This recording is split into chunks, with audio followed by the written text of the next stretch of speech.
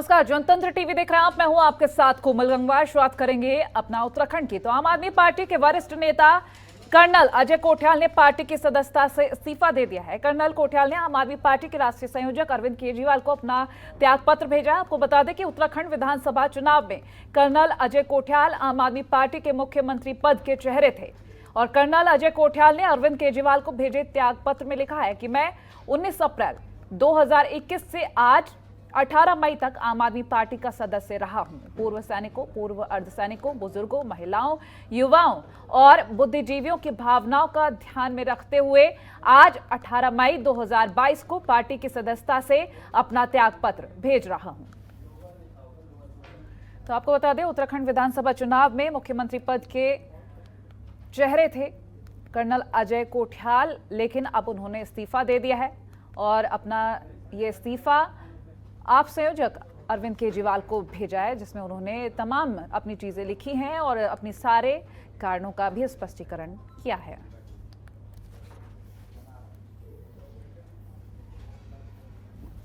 तो ये बड़ी और अहम जानकारी आपसे साझा कर रहे हैं, जहां एक और कर्नल अजय कोठियाल से बड़ी उम्मीदें लगाए हुए थे, वहीं ये उम्मीदें अब खत्म हो गई हैं। हरीश खनेड़ा हमारे साथ फोन लाइन पर जुड़ गए अधिक जानकारी के लिए। हरीश, आप संयोजक अरविंद केजरीवाल को कर्नल अजय कोठियाल का ये त्यागपत्र गया है, क्या कुछ अपडेट मिल पा रही इससे जुड़ी? कोमल, आज आम आदमी पार्टी को बड़ा झटका यहाँ पे देखने को मिला है। जिस तरह से कर्नल अजय कोठियाल ने इस्तीफा दिया है, इस्तीफा सौंपा है उन्होंने और एक फेसबुक के जरिए भी उन्होंने जानकारी दी है। इसके साथ ही जो कर्नल कोठियाल हैं वो लगातार पार्टी से नाराज दिख रहे थे। अगर हम बात करें तो पिछले चुनाव में उन्होंने जो अभी 2022 के जो विधानसभा चुनाव हुए थे, तमाम जगहों पर जो बीजेपी के अवैध में जो कांग्रेस के अवैध में उन्होंने चुनाव लड़ने का काम किया था। आम आदमी पार्टी ने तमाम सीटों करके 70 सीटों पे चुनाव लड़ गया था और यही गंगोत्री सीट से कर्नल अजय कोठियाल को भी पार्टी ने अपना प्रत्याशी घोषित किया। आम आदमी पार्टी ने उन्हें मुख्यमंत्री का चेहरा बना करके चुनाव लड़ा था, लेकिन लगातार कहीं न कहीं कर्नल अजय कोठियाल की नाराजगी दिख रही थी और उसके बाद अगर कहें तो कार्यकारिणी को लेकर के भी उन्हें दायित्व न मिलना, इससे भी वो खफा दिख रहे थे और माना जा रहा था कि जो दीपक वाली हैं, जो उनको प्रदेश अध्यक्ष बनाया गया था, उस बात से भी उनकी कहीं न कहीं नाराजगी दिख रही थी और उन्होंने एक अपना जो इस्तीफा था उसने तमाम दलीलें दी हैं, तमाम बातें उन्होंने कही। इसके साथ ही जो भूपेश उपाध्याय हैं, आम आदमी पार्टी के कार्यकारी अध्यक्ष, उन्होंने भी अपना इस्तीफा सौंपा है। तो कहीं न कहीं बड़ा झटका इस समय आम आदमी पार्टी को लगा है, खासतौर पर आने वाले चुनाव को में किस तरह की भूमिका में रहेगी आम आदमी पार्टी, इसको लेकर के भी यहाँ पे चर्चा ही चल रही थी। और उसके साथ ही अब जो आने वाले चुनाव हैं उसके लिए भी आम आदमी पार्टी यहाँ पर अपने आप को मजबूत करने की कोशिश है। हालांकि 2022 के जो विधानसभा चुनाव हुए वहां पर उन्हें काफी अच्छा रिस्पॉन्स नहीं मिला। वहीं अगर बात करें तो कर्नल अजय कोठियाल ने तमाम बातें कही हैं, पूर्व सैनिकों की उन्होंने बात कही है, अर्ध सैनिकों, बुजुर्ग, महिलाओं और युवाओं और बुद्धिजीवियों की उन्होंने यहाँ पर दलील दी है और तमाम बातें उन्हें कही है। अपने त्याग पत्र में उन्होंने कहा कि उन्हें उनको उनकी विश्वास से लेकर के तमाम जो लोग हैं उनको ध्यान में रखते हुए उन्होंने ये बड़ा फैसला लिया है, आम आदमी पार्टी से इस्तीफा दिया है। जी चलिए, बहुत शुक्रिया ये जानकारी हमसे साझा करने के लिए हरीश। और वहीं कर्नल अजय कोठियाल के इस्तीफे के बाद अब भूपेश उपाध्याय ने भी आम आदमी पार्टी के कार्यकारी अध्यक्ष से इस्तीफा दे दिया है और ये पत्र भी आपसे साझा कर रहे हैं, जिसके बाद पता चल रहा है कि उन्होंने भी इस्तीफा दे दिया है। भूपेश उपाध्याय ने भी आपका दामन छोड़ दिया है।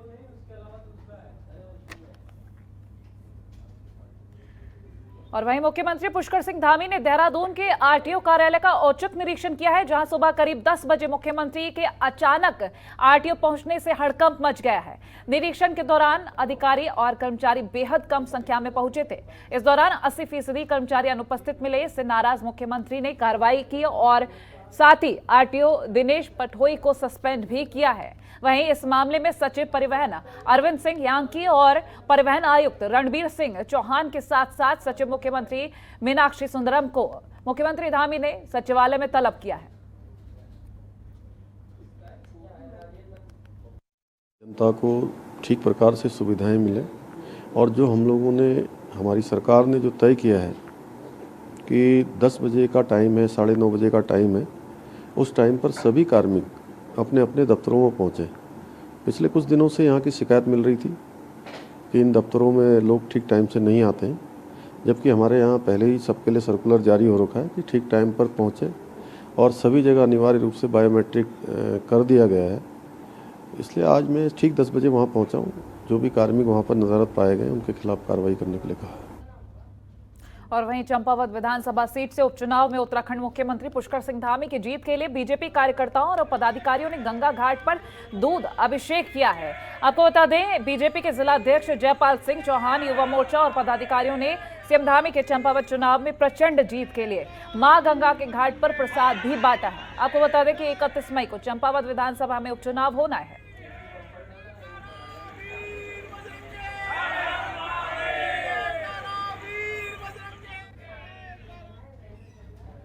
और राज्य के पर्यटन मंत्री सतपाल महाराज ने अपने विदेश दौरे से लौटने के बाद सबसे पहले चारधाम यात्रा में हुई मौतों को लेकर बड़ा बयान दिया है। पर्यटन मंत्री सतपाल महाराज ने कहा कि अब तक जो मौतें यात्रा के दौरान हुई हैं, उनकी जांच की जानी चाहिए और ये जांच का विषय भी है। लेकिन साथ ही पर्यटन मंत्री सतपाल महाराज ने यह भी कहा कि मौत की वजह व्यक्ति के फेफड़ों का कमजोर होना भी हो सकता है, क्योंकि कोरोना के बाद ये सब दुष्प्रभाव देखने को मिले हैं। इसके अलावा पर्यटन मंत्री ने सभी यात्रियों को सलाह देते हुए कहा कि वो जब भी यात्रा करें, कम से कम एक दिन जरूर रुककर करें, जिससे उनका शरीर वहां के वातावरण में ढल सके। और इसी के साथ श्रद्धालुओं को चारधाम की कैरिंग कैपेसिटी को भी देखना चाहिए ताकि उन्हें उपलब्ध सुविधाएं भी मिल सके। और पर्यटन मंत्री ने यह भी बताया कि अभी तक विकास खंड में करीब 6 लाख श्रद्धालु दर्शन कर चुके हैं, जो इस बात का प्रमाण है कि चारधाम यात्रा को लेकर श्रद्धालुओं में अति उत्साह है।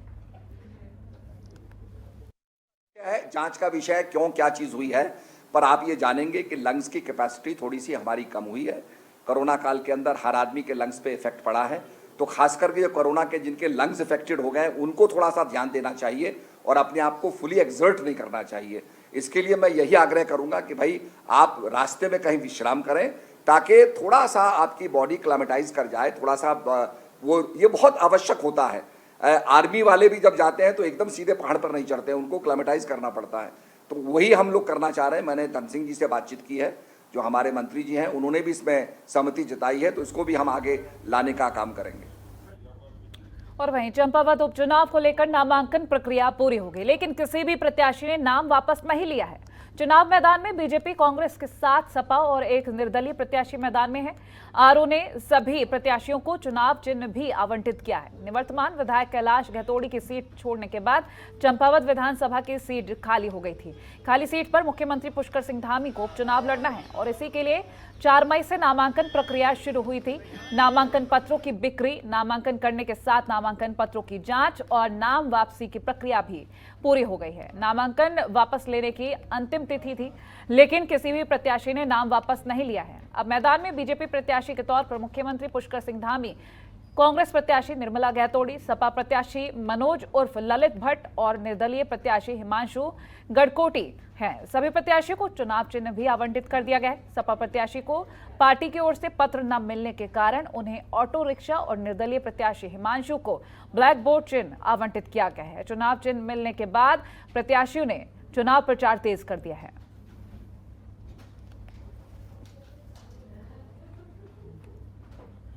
चंपावत उपचुनाव को लेकर बीजेपी और कांग्रेस के बीच जुबानी जंग तेज हो गई है। 31 मई को मतदान होने से ठीक पहले दोनों पार्टियां अपनी मजबूती जनता के सामने पेश करने में लगी हुई है। दोनों पार्टियां जोर शोर से चुनाव प्रचार कर रही हैं और ऐसे में बीजेपी ने कांग्रेस पर जुबानी हमला करते हुए कहा कि कांग्रेस का हारना तय है। कांग्रेस के दिग्गज नेता पहले ही हार मान चुके हैं। वन साइडेड चुनाव है। तमाम कांग्रेस के महारथी चुनाव लड़ने से पहले हार मान चुके हैं। इस बहन को आगे कर दिया और अब बता रहे हैं कि बहन बहुत बलवान है, बहुत काबिल हैं। तो तब कहाँ बहन रह गई थी? उनकी काबिलियत तब दिखाई नहीं दी जब हिमेश खड़गवाल जी को टिकट दिया, तब भी वो दावेदार थी, तब उनकी काबिलियत देख लेते। बहनों की काबिलियत तब देख लेते जब आप प्रदेश अध्यक्ष बना रहे थे, तब बहनों की काबिलियत देख लेते जब आप नेता प्रतिपक्ष बना रहे थे। तब आपको बहनों की काबिलियत नजर नहीं आती जब आपको लगता है कि अब चुनाव हारना तय है और अब कौन किसके सर पे ठीकरा फोड़ना है हार का, तब आप बहनों को आगे कर देते हैं। मुझे लगता है ये दोहरा मापदंड है, बहनों के साथ छल है और बहनें भी इसका माकूल जवाब देंगी। और मुझे लगता है कांग्रेस की जमानत जब्त होना पूरी तरह से तय है। जैसे कल सुबह का सूर्योदय होना तय है, उसी तरह से चंपावत चुनाव में कांग्रेस की जमानत जब्त होना भी तय है। और चारधाम यात्रा को लेकर मई तक बुकिंग फुल हो गई है। बढ़ती संख्या को लेकर प्रशासन ने रजिस्ट्रेशन के 15 दिन के बाद बुकिंग मिलने की बात कही है। आपको बता दें कि अब तक करीब 5.5 लाख यात्री चारधाम की यात्रा कर चुके हैं। केदारनाथ, बद्रीनाथ, यमुनोत्री और गंगोत्री में भारी भीड़ नजर आ रही है। वहीं चारधाम यात्रा को लेकर मुख्यमंत्री पुष्कर सिंह धामी ने कहा कि सभी श्रद्धालुओं को कोई परेशानी नहीं हो, इसके लिए हर कोशिश की जा रही है। लोगों को कोई दिक्कत ना हो, उसके लिए हम लोग मौसम विभाग की जो भी सूचना आती है, मौसम विभाग की जो भविष्यवाणी होती है, उसके आधार पर हम आगे भी उस पर करते हैं और अपने जो आने वाले श्रद्धालु हैं, पर्यटक हैं, उन सभी को इसकी सूचना दिलाकर सबकी यात्रा आसान हो, सरल हो, सुरक्षित हो, उसमें जो भी दिशा निर्देश हैं वो जारी करते रहते हैं। केदारनाथ धाम में बढ़ रही अव्यवस्थाओं को लेकर उत्तराखंड सरकार एक्शन मोड में आ गई है। यात्रा की जिम्मेदारी संभाल रहे स्वास्थ्य मंत्री धन सिंह रावत ने श्रद्धालुओं से अपील करते हुए कहा है कि जो लोग यात्रा करने आ रहे हैं वो पहले बद्रीनाथ धाम की यात्रा कर ले, उसके बाद केदारनाथ यात्रा करें, जिससे व्यवस्थाएं भी बेहतर हो जाएंगी। उन्होंने कहा कि 1 सप्ताह के अंदर केदारनाथ धाम को जाने वाली रास्ते पर टूटी हुई रेलिंग को दुरुस्त कर दिया जाएगा। वहीं घोड़े खच्चरों के लिए भी अलग से व्यवस्था बनाई जा रही है, जिससे श्रद्धालुओं को असुविधा का सामना न करना पड़े। कारण जितने भी लोगों ने किया है उन सबको हम तीर्थयात्रा के लिए किसी को रोकना नहीं चाह रहे हैं, लेकिन अब हमने पंजीकरण ये कर दिया है कि एक दिन में कितने यात्रियों को भेजना है, दूसरे दिन कितने यात्रियों को भेजना है, तीसरे दिन कितने यात्रियों को भेजना है। और अब ये भी क्या है रुद्रप्रयाग में कि अगर केदारनाथ में पंजीकरण अगर ज़्यादा हुआ है तो पहले हमने यात्रियों से निवेदन कर रहे हैं कि पहले बद्रीनाथ के दर्शन करके आएँ। तो काफ़ी व्यवस्थाएं ठीक ठाक हो गई हैं। और जो रेलिंग का इशू था कि वह रेलिंग टूट रखे हैं, वो भी 1 हफ्ते में सारी जो है रेलिंग का निर्माण वहाँ पे पूरा हो रहा है। घोड़ों के लिए भी अलग से व्यवस्था कर दी है। वहाँ पे पशु चिकित्सक भी जो है 5 से ज़्यादा अब हमने रामबाड़ा में तैनात कर दिए हैं। तो मुझे लगता है कि अब बहुत अच्छी व्यवस्थाएं वहाँ पे हो गई। उत्तराखंड हाईकोर्ट ने वत्सल फाउंडेशन की सचिव श्वेता माशीवाल ने याचिका दायर की थी, जहां इस याचिका में रामनगर में आमडंडा कत्ता के निवासियों को बिजली, पेयजल और विद्यालय जैसी मूलभूत सुविधाएं दिलाए जाने के संबंध में दायर जनहित याचिका सामने आई थी, जिस पर वीडियो कॉन्फ्रेंसिंग के माध्यम से सुनवाई की गई। आपको बता दें कि मामले को सुनते हुए कोर्ट की खंडपीठ ने भारत सरकार के वन सचिव, सदस्य सचिव, नेशनल वाइल्ड लाइफ बोर्ड, प्रमुख वन्य जीव संरक्षक उत्तराखंड, निदेशक कॉर्बेट टाइगर रिजर्व, अधिशासी अभियंता यूपीसीएल रामनगर, अधिशासी अभियंता जल संस्थान रामनगर, जिलाधिकारी नैनीताल, मुख्य विकास अधिकारी नैनीताल को नोटिस जारी कर 4 सप्ताह में जवाब पेश करने की बात कही है। मामले की सुनवाई के लिए कोर्ट ने 6 सप्ताह बाद की तारीख निर्धारित की है।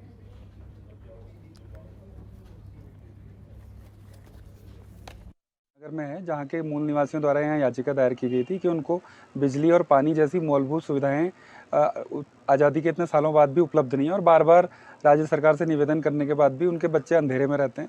वहाँ पढ़ाई की दिक्कत है, बिजली की दिक्कत है, पानी की दिक्कत है और चिकित्सा की भी सुविधा नहीं है, जिस पर कोर्ट ने पूर्व में जवाब मांगे थे। और आज जो जवाब दाखिल किए गए थे उसमें निदेशक कॉर्बेट जो तत्कालीन थे उनके द्वारा कहा गया कि बिजली की लाइन नहीं लगाई जा सकती क्योंकि इसमें सेंट्रल गवर्नमेंट की परमिशन के बिना ये काम नहीं हो सकता। जबकि यूपीसीएल की ओर से जो एग्जीक्यूटिव इंजीनियर साहब का जवाब था, उन्होंने कहा था कि यहाँ पर जो बिजली की लाइन बिछनी है उसमें मात्र 14 पेड़ों की लॉपिंग हो रही है और एक भी पेड़ नहीं कट रहा है, तो ऐसी परमिशन दी जा सकती है।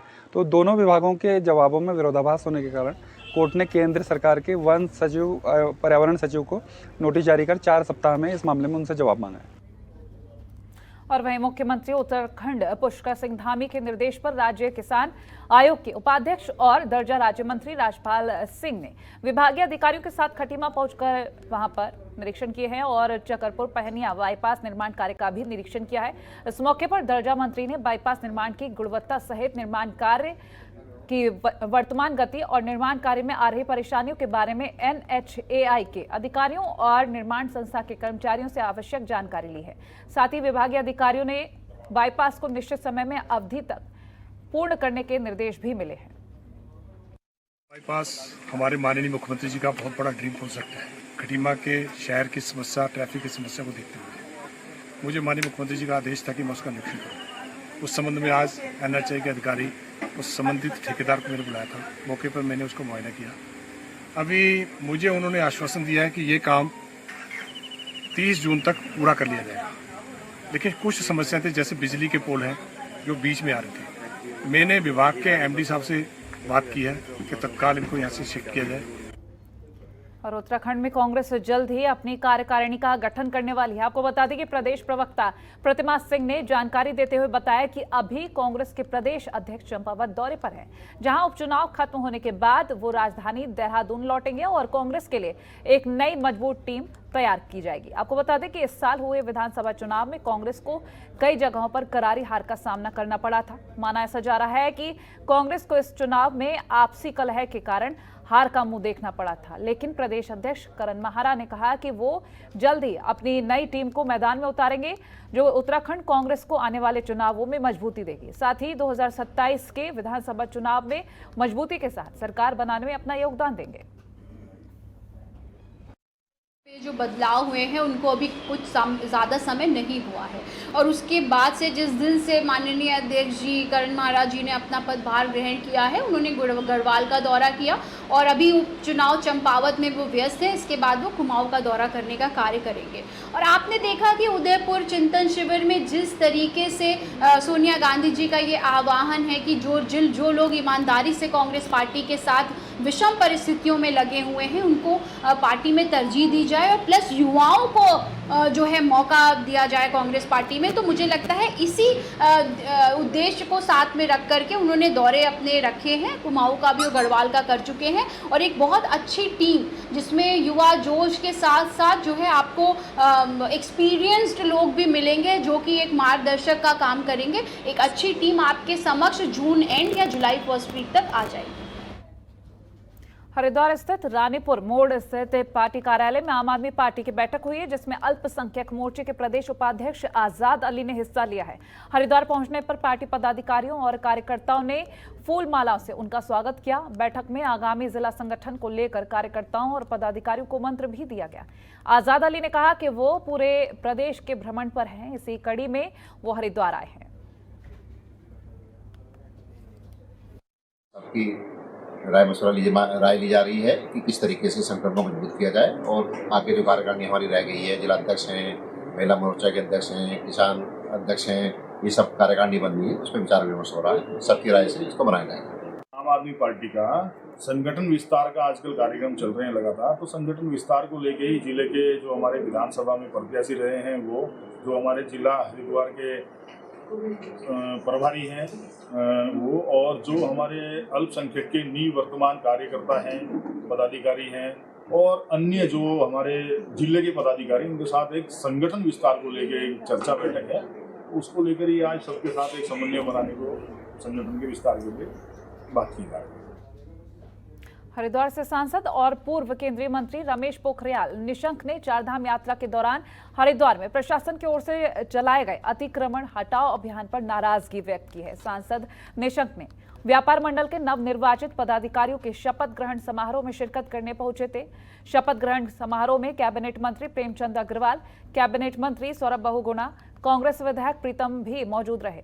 इस दौरान सांसद निशंक ने कहा कि चारधाम यात्रा सीजन के दौरान बड़ी संख्या में यात्री आने से व्यवस्था बनाना बड़ी चुनौती साबित हो रहा है। यात्रा सीजन के दौरान अतिक्रमण के खिलाफ कार्रवाई उचित नहीं है। वो जल्द ही प्रशासन से बात करके अतिक्रमण हटाओ अभियान को विराम देने की कोशिश करेंगे।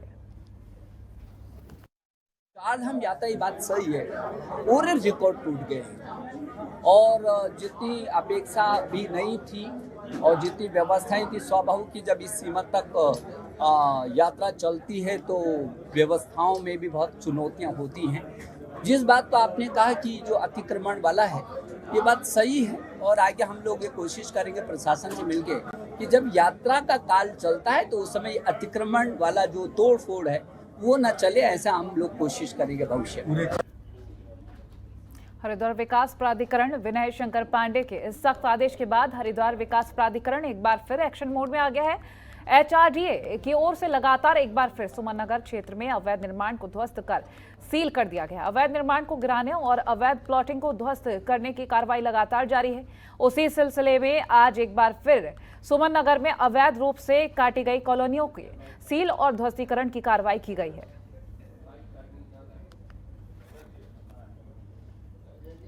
गदरपुर में सोमवार रात आए आंधी तूफान से क्षेत्र में हुए नुकसान को लेकर सरकार गंभीर है और इसी कड़ी में विधायक अरविंद पांडे ने तहसील परिसर में तहसीलदार और पटवारियों के साथ समीक्षा बैठक की है। इस दौरान उन्होंने सभी अधिकारियों को निर्देशित किया है जिस किसी का भी नुकसान हुआ है उसकी भरपाई की जाए। विधायक ने विद्युत विभाग के कर्मचारियों को निर्देश दिए और कहा कि क्षेत्र में 3 टीमों का गठन किया गया है जिससे विद्युत व्यवस्था सुचारू रूप से चल सके।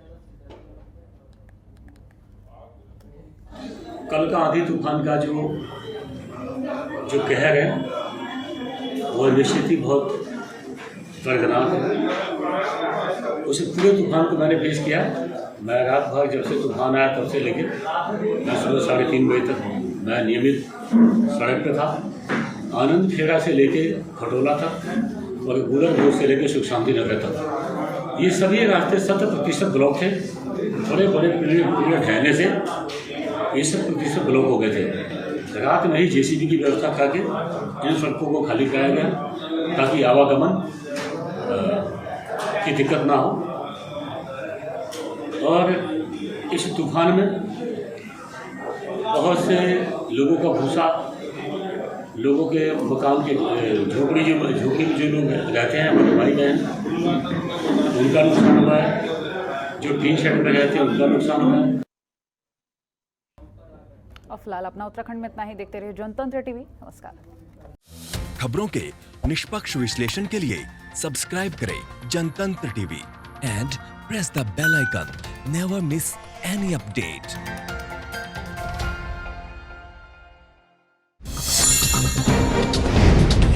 डाउनलोड कीजिए जनतंत्र टीवी ऐप को जो कि अवेलेबल है गूगल प्ले और ऐप स्टोर पर। अधिक जानकारी के लिए अभी डाउनलोड करें।